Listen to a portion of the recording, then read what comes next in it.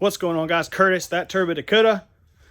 Today is dyno time. No, I haven't torn the Dakota apart yet. So today, Sean and I wanted to get a chance to kind of mess with the dyno and put a couple automatic vehicles on here. So what you're seeing behind me is his 2020 Cummins, just bone stock. And again, this is just giving us a chance to kind of figure this thing out. We haven't really had a lot of time with it.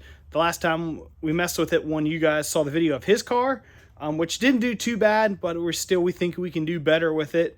So we're going to do his truck first, if we can get it to do what we need it to do. And then outside, back behind Sean, way in the distance, is my 12 valve. It's got a couple things done to it. I just actually kind of like almost restored it here recently with a new frame and stuff under it. So if we can get this one figured out, then we'll move on to mine. And then I brought something with me, and we'll play with that too. So yeah, got the thing hooked up. So let's get some heat in the motor, and we'll start messing around and see what we come up with. All right, so not off to a good start. Like I said, 2020. So this thing has all the bells and whistles, and yeah, traction control. It is very angry right now. And if you know anything about any vehicle this new, what you know is it pretty much shuts the whole thing down. Brakes, lights, every light on the dash is on right now. So we're trying to figure out how to disable the thing fully. Apparently when we hit the button, that must just be a temporary thing because it was off for a short amount of time. So yeah, we're going to work through it. Maybe we will be putting a 12 valve on quicker or sooner than I thought. Stay tuned. Okay, so we made a lot of progress. We're getting ready to make a run for you guys. We've probably made like 8 or 9 different runs, and look pretty promising. So right now, Sean is actually, we're going to pull the air filter out of this thing for fun. It was making, what did that thing make? Made like it made like 330 somewhere around 330 horse, and I think it was right at 800 foot-pounds or just under 800 foot-pounds. So I had to look at it. We'll show you guys again though. It's and roughly, like, if you look at some stuff on the internet for a stock 5.7 Cummins truck like this one, pretty much 6.7 or 6.7. I said 5.7. 6.7 is pretty much spot on to where you think it was. Again, this is more of us trying to get these settings. There's some settings in this dyno, the way the dyno brake catches the vehicle and the way it loads it and stuff. So it's more about us getting a bunch of repetitions and getting that part of it figured out. So far, making progress. I'm definitely happier with it. But again, that's going to change vehicle to vehicle. So Sean's over there doing some wizardry.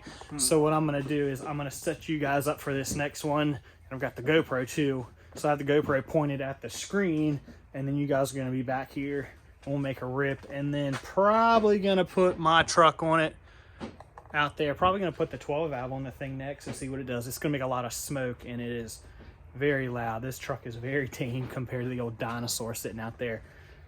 So let me get you guys set up, and we'll get ready to make a rip on this thing.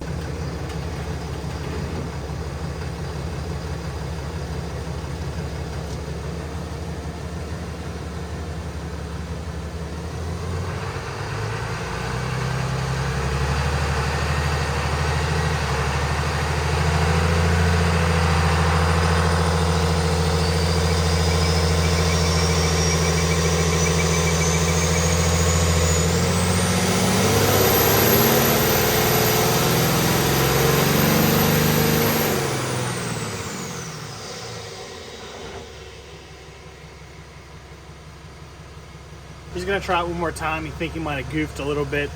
We did pull the air filter out, like I said before, and turn the box lid to face upward. You can definitely hear the turbo way louder than it's been with the box and the air filter in it.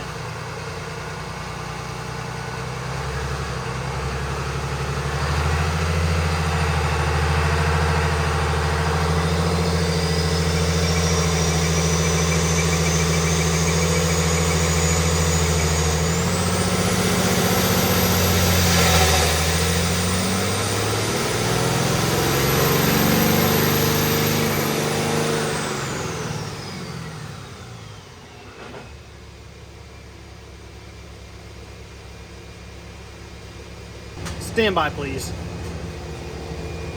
Well, Sean, would you like to explain to the class what you just did? It was unhappy taking the air filter out. It was very, very angry.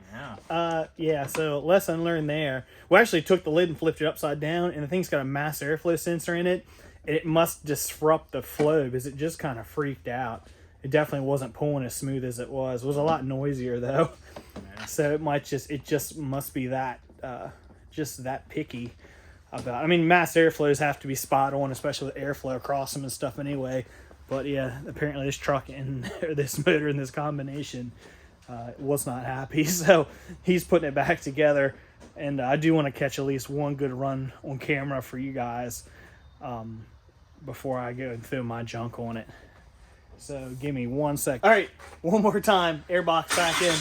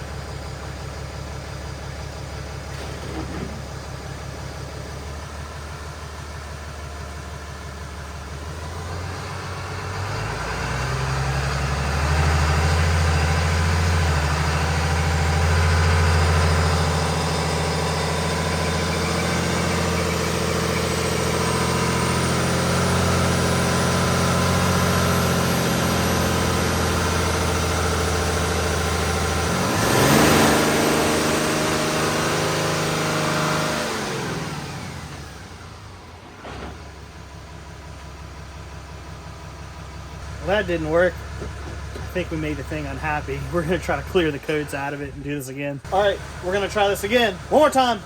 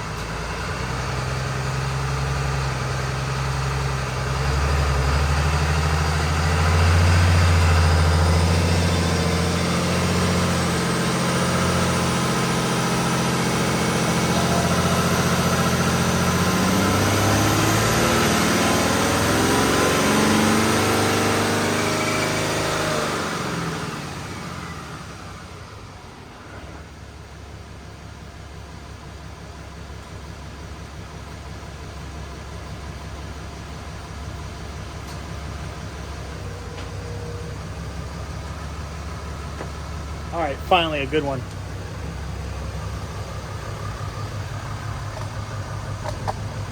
So what do we got? So we're just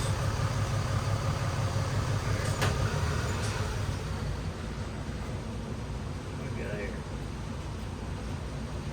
327. Oh, dang it. Oh. Technical difficulties. That's not very good. So, yeah, 327 horsepower and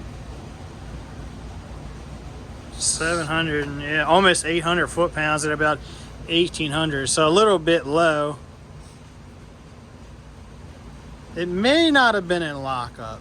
Yeah. So on dynos, to get your RPM sync, there's a couple different ways you can do it. If it's a gas vehicle, you can put a lead on the spark plug. You can hook something to the ignition coil. Most dynos have the option that they can calculate the RPM based on how the dyno is actually moving. So because this is a diesel, that's what we did here. But the thing is, it has to be in a true 1-to-1 for it to be accurate.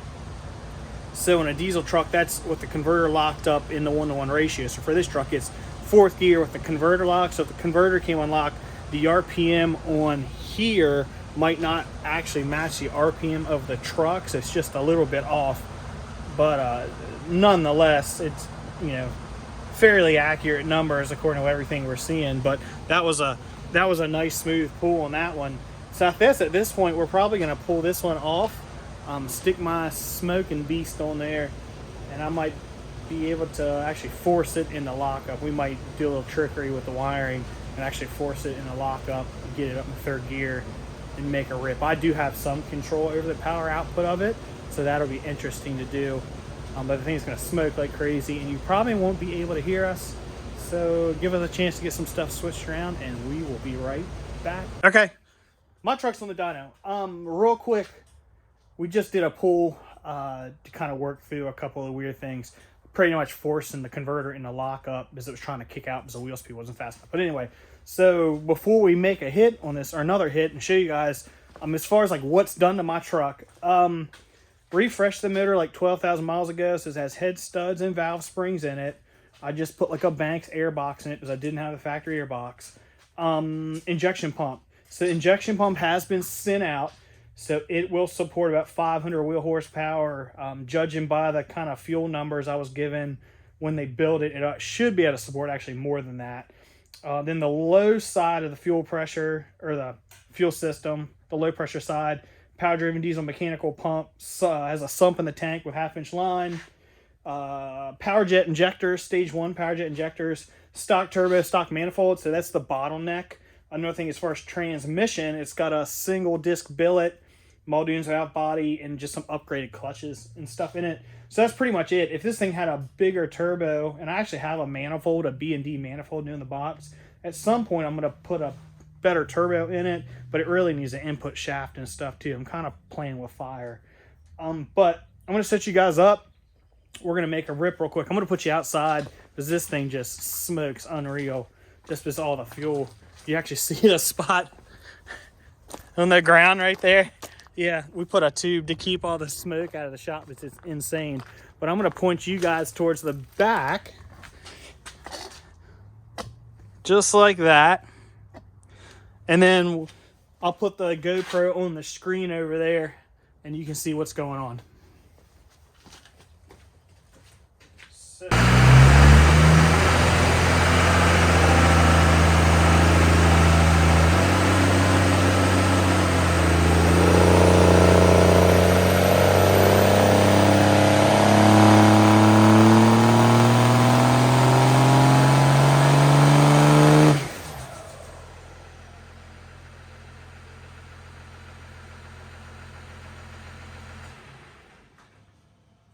Okay, so look, this thing made almost 900 foot-pounds and about 389 at 2,700. So I run the pool at almost a 3,000. I have a bottle of nitrous on the floor, but so I'm not going to do it. This thing has the, if you know anything about the Cummins, they make power easy. It's got the stock input shaft in the trans with that single disc billet, and I'm afraid I'm going to break it, especially since we're almost seeing 900 foot-pounds. So that's the most torque this dyno's seen since we bought it by far. We did make a hit with it, turned up on all the fuel. I can't remember, it made 4 something, a little over 400, but the bottleneck's the turbo. And then it did make upwards of 900 plus foot-pounds of torque. But yeah, so I think as far as today's fun goes, that's where we're kind of going to stop. Next video you guys should see, I should be tearing apart the Dakota. I've been kind of putting it off for a while. So yeah, thanks for watching. thanks for joining in with our fun on the dyno today, just trying to get this thing figured out. I said all in all, it went pretty good. I like to run a couple more automatic vehicles, and I think Sean would agree. Yeah. But as far as the settings and stuff go, I think it's doing pretty good. But we'll see you guys later. Okay, I thought we were done. We're not done. So we got my dad's 2002 RT Neon with 300,000 miles. And yeah, we're going to make a couple licks on it. So it's probably going to make all of 100 couple horsepower. Enjoy.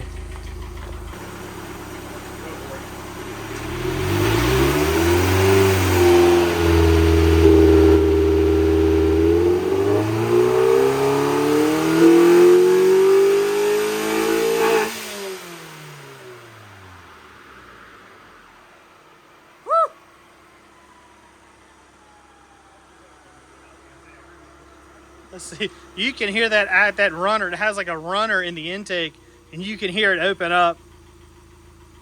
Let's see what happens here. So,